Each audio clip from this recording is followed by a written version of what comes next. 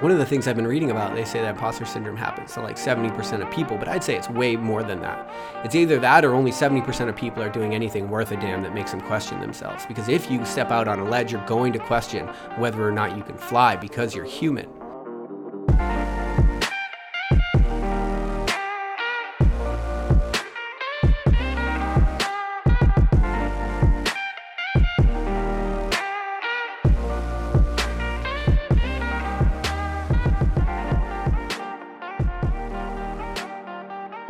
Happy Monday. Welcome back to another episode of Morning Coffee. I'm your host, Rick Alexander.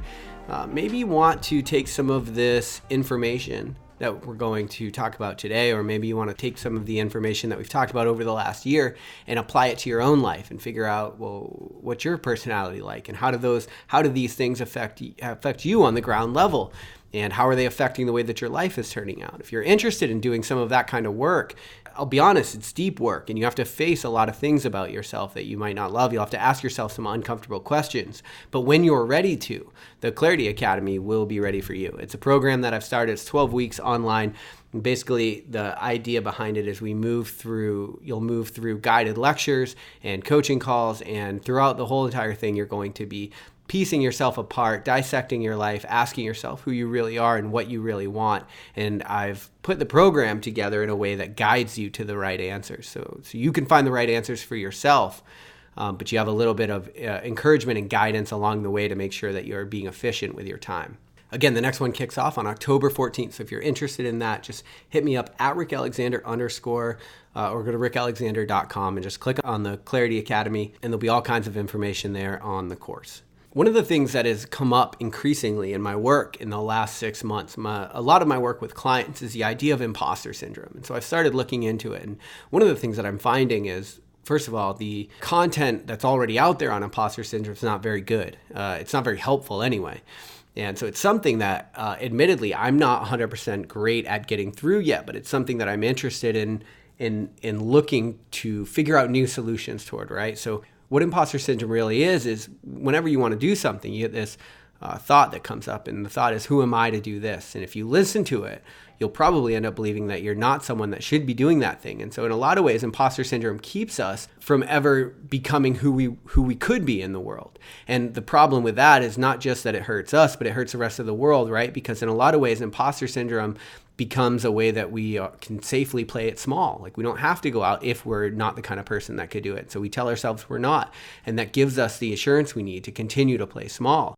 One of the things I've been reading about, they say that imposter syndrome happens to like 70% of people, but I'd say it's way more than that. It's either that or only 70% of people are doing anything worth a damn that makes them question themselves. Because if you step out on a ledge, you're going to question whether or not you can fly because you're human. Right? And so that's something that's really important to know. It's like you're not going through something that other people haven't gone through. Everybody goes through imposter syndrome. Nobody knows what they're doing until they do it, right? And so one of the things that people say is, I just need more experience. It's like when CrossFit first came out on the scene and the CrossFit Games were kind of leading the narrative around that space. One of the things you'd always hear people do is be like, well, I'm going to get in shape and then I'm going to start CrossFit. It's like, what are you talking about? This is the thing, right? You have to go through, you have to get the reps to get the experience. Otherwise it's a trap, right? And you could never actually get there. And that happens with a lot of people. They say like, well, once I get the experience, like maybe then I'll go coach people, right?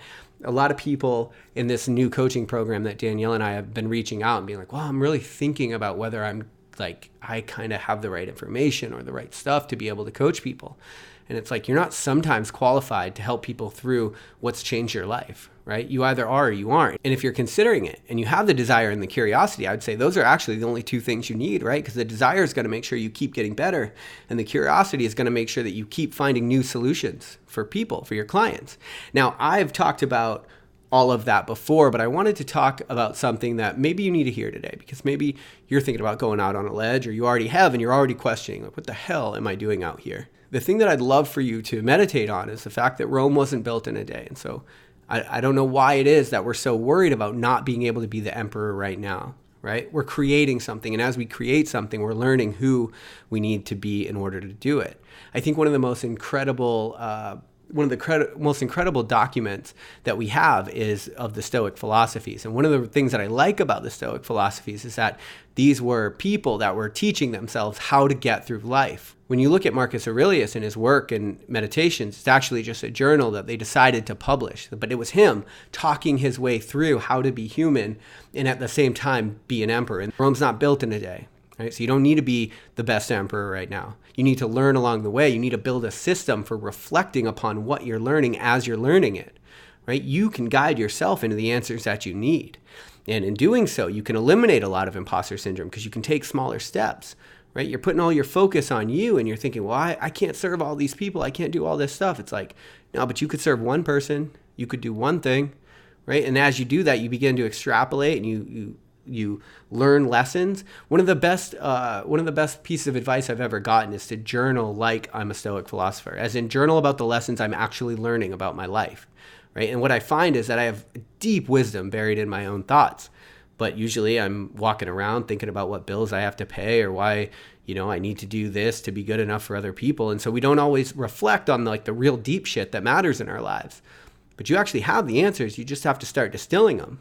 And if you don't have the answers, reality will teach you quick, and then you can get the answers, and then you write the answers down so you don't forget them. And you can kind of be guiding yourself in the way that the Stoics guided themselves, right? You can guide yourself to becoming the emperor, to becoming who you need to be a prosperous emperor. That's probably a better analogy, right? You're building right now, and as you're building, you're learning what you need to learn, so you're engaging with it all. Stop thinking you need to be at the end, right? Now, some of that's coming from comparison, right? Comparison is the thief of joy, right? And so some of it is you're just looking at social media, seeing other coaches that have 1 million clients. You're like, well, I can do that. And it's like, we don't need to. That's not you. One of the things that I'm talking about in this Art of Coaching course is how to build your business model. It's like it can look like whatever you want it to look like. There's no model. There's no way that it has to be. It should look like what is going to get your clients result and how you know how to get them. And so if you coach people in a different way, well, that's something that you want to make sure that you're competent of and taken care of. And so you can constantly be guiding yourself to who you need to be the emperor. But Rome wasn't built in a day, and so you don't need to be it right now. Okay, you need to take your time and do it methodically. But if you do that, you put your focus on the next step, right, and not the end result, then you'll be able to probably push through a little bit of that imposter syndrome, because what you'll realize is with every rep you get, whether it's a failure or success, you're learning exactly what you need to learn. And if you're taking good notes and you're teaching yourself the good lessons, and there's no reason that you can't become whatever it is that you want to be, right? It's methodical. You can't look at the end result and be like, well, I can't do that. It's like, no shit, but you don't need to. You don't get to be that until you've developed yourself into the kind of person that can run that. This is one of the things that I've noticed with my own business, right? Like at first I started the Clarity Academy, and it was a very I really didn't have a lot of resources or anything. I just put the lectures on YouTube. Only now am I moving to having the content dripped out and having another service that takes care of it and me learning how to do it. But I needed the reps, right? I needed the reps with the people. And so in that first Clarity Academy, I put 30 people through it. And throughout the whole thing, I was doing tons of free coaching calls. I was working every single night, literally. I mean, I was working a shitload, doing up to 7 hours of calls in a single day, right? Because I needed to become the kind of person that could be a prosperous emperor, right? As Rome was built, I wanted to make sure that I was the person that could run it, but I had to be that person, and I'd teach myself to be that person along the way. Of course, you get coaches and you get mentors, and all of those things help. But the point is that you don't need to be it right now. And so stop thinking that you do. Stop putting your focus there, because it's only holding you back. It's not actually helping. Put your focus on the next step. Learn what you need to learn. And then every single time you do that, soon enough, you look back and it's like, damn, how did I become the emperor of this place? Well, because you taught yourself how through a methodical structure. Nobody's doing anything overnight. So you got to stop comparing yourself to other people that you think have, because it's only going to stand in your way. Maybe you need to hear this today because you've been focused on the end result, and you don't need to be the person at the end right now, because you're not at the end. You're at the beginning. You need to be the person that's good at the beginning, and that's all you have to be. Any more, any less would be a trap, and you couldn't possibly be enough for it. So that's all the answer could be. Anyway, I love you guys. I hope you have an amazing Monday. We'll talk tomorrow on Morning Coffee. Johnny was a chameleon when it was predominantly shrapnel from the chapel of the Catman. Johnny kissed the groom and go join the killing while Britain is watching her Watson. Headed down to Tiananmen, but I'd tarry enough time. Should've listened to the world turn. Told me that cheaters are watching, scratch ticket Jesus, insulting the Sultan. But we got an offer, a lesson learned, like kissing cousins, kissing out of turn. But if you're gonna play, you got to play the party lines. Oh, we gon' take back this town if it takes us all. Hey kid, you look like you could be found, but for the moment, we are the fall line. I mind that our time is still marked by the brains. Our intolerance is our lives, a hard fight till we done, till we done, till we done, till we done, hey.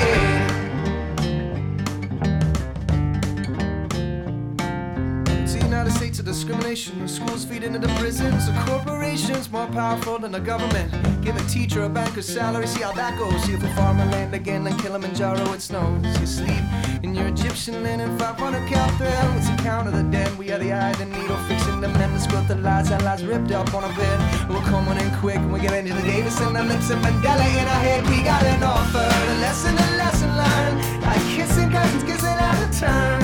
But if you're gonna play, you got to play the party lines.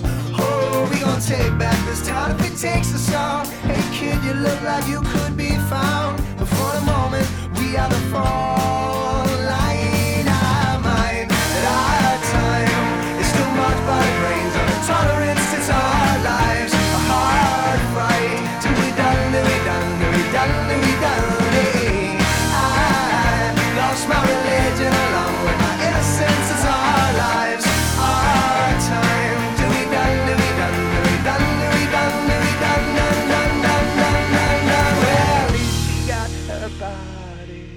He's a boy named Sue. The Federalist sure ain't no expert on love. Why would we listen to you? Oh, at least we got our bodies. We all are born named Sue. And we'll fight till it's done, till our borders are run, till it's gardens not guns, and life is a no.